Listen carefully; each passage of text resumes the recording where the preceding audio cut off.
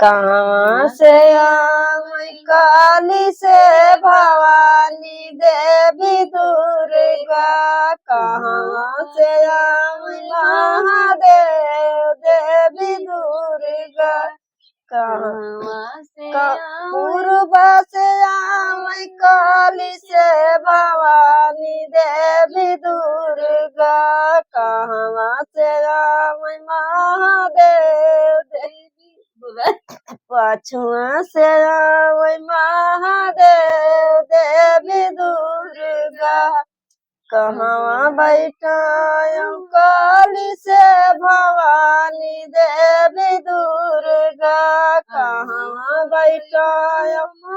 महादेव देवी दुर्गा,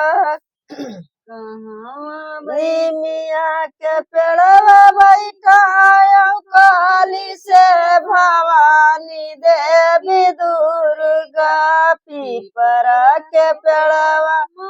महादेव देवी दुर्गा, काऊ चढ़ाऊं काली से भवानी देवी दुर्गा, काऊ चढ़ाऊं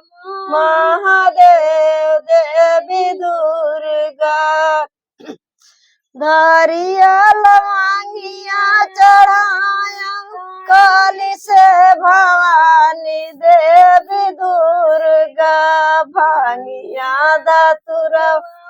महादेव देवी दुर्गा, भांगिया धातुरवा महादेव देवी दुर्गा।